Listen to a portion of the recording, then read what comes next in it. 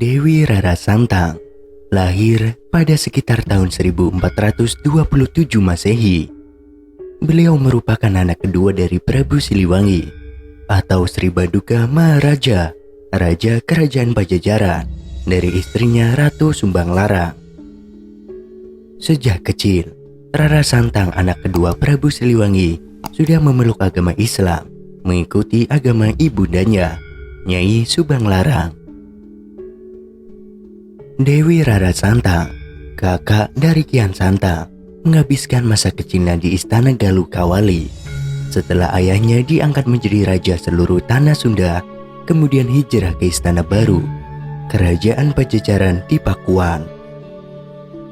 Istana Baru tersebut dikenal dalam sejarah dengan nama Istana Sang Bima Narayan. Seperti kabar yang beredar, pada masa kelahiran Dewi Rara Santang, Sang Prabu Siliwangi bersabda yang disertai petir menggelegar, gemuruh guntur, dan badai. Kelak, kedua putriku ini akan menjadi ibunda dari berbagai raja-raja besar di Nusantara.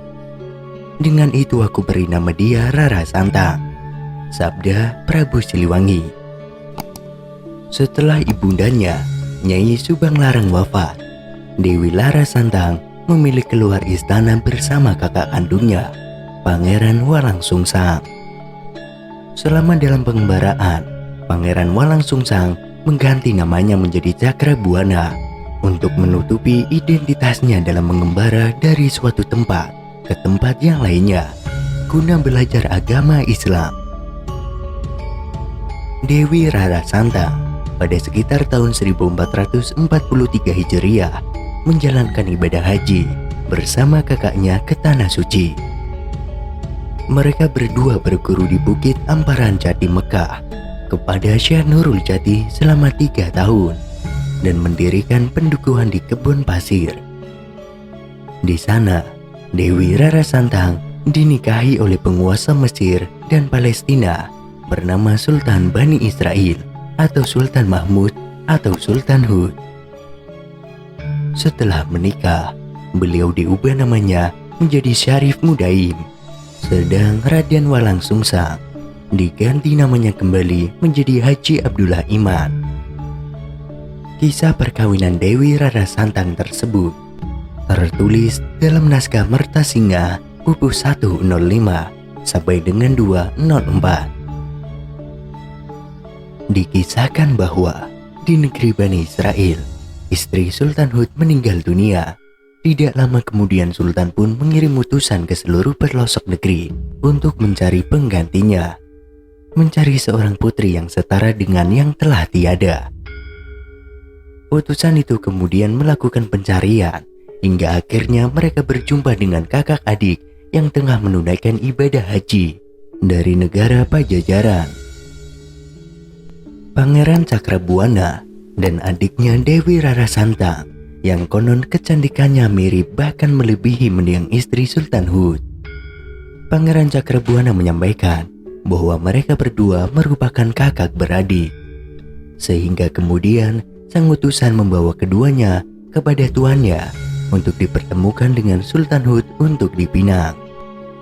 Singkat cerita, Rara Santang pun kemudian bersedia dinikahi oleh Sultan Hud dengan syarat-syarat khusus. Sultan Hud kemudian menyanggupi syarat-syarat yang diajukan Dewi Rara Santang. Syarat-syarat tersebut adalah bahwa kelak jika dari hasil perkawinan keduanya mempunyai seorang anak pertama laki-laki, maka anak tersebut harus direlakan untuk menciarkan Islam di tanah kelahiran ibundanya, yaitu di Tatar Pasundan. Selain itu, Dewi Rara Santang juga menginginkan agar janji kesanggupan Sultan Hud diikrarkan di Bukit Tursina, Palestina. Sang Sultan menyanggupinya dan ikrar janji tersebut kemudian dilaksanakan di Bukit Tursina, disaksikan oleh Pangeran Cakrabuana. Akhirnya keduanya menikah. Singkat cerita, pernikahan Dewi Rara Santang dengan Sultan Hud dikaruniai 2 anak laki-laki. Anak pertama diberi nama Syarif Hidayatullah atau Sunan Gunung Jati, yang belakangan menjadi raja di Cirebon sementara anak keduanya diberi nama Syarif Nurullah. Menurut naskah Merta Singa, di masa tuanya setelah suaminya Sultan Hud wafat, Dewi Rara Santang dijemput anaknya Syarif Hidayatullah untuk diajak pulang ke Cirebon. Dewi Rara Santang wafat dan dimakamkan di Cirebon. Dan benar apa yang disabdakan Prabu Siliwangi, bahwa Nyi Mas Rara Santang akan menjadi ibu dari para raja-raja di Nusantara. Kedua putranya kemudian menjadi raja. Syekh Syarif Hidayatullah atau Sunan Gunung Jati kembali ke tanah Jawa dan menjadi raja di kerajaan Cirebon.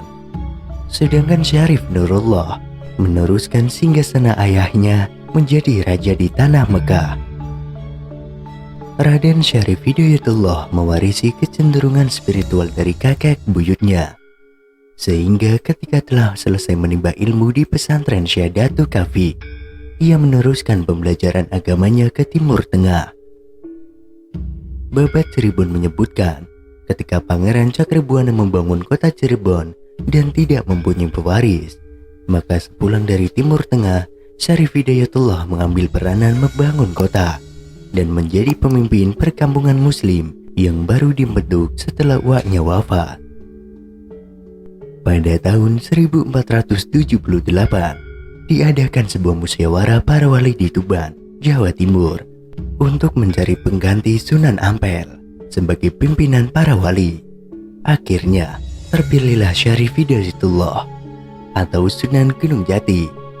Sejak saat itu, pusat kegiatan para wali dipindahkan ke Gunung Sembung, Kecamatan Gunung Jati, Kabupaten Cirebon, Provinsi Jawa Barat. Pusat kegiatan keagamaan ini kemudian disebut sebagai Pusrai Bumi, atau dalam bahasa Indonesia yang berarti pusatnya dunia. Pada tahun 1479 Masehi, kedudukan Pangeran Walangsungsang sebagai penguasa Cirebon kemudian digantikan putra adiknya, yakni Syarif Hidayatullah, yaitu Sunan Gunung Jati, dengan gelar Syarif Hidayatullah bin Maulana Sultan Muhammad Syarif Abdullah, dan bergelar pula sebagai Ingkang Sinuhun Kangjeng Susuhunan Jati Purba Panatep Panatagama Alwiya Allah Kutubi Zaman Khalifatul Rasulullah. Syarif Hidayatullah melalui lembaga Wali Songo selalu mendekati kakeknya, yakni Prabu Siliwangi, agar berkenan memeluk agama Islam seperti halnya neneknya, Nyai Subang Larang.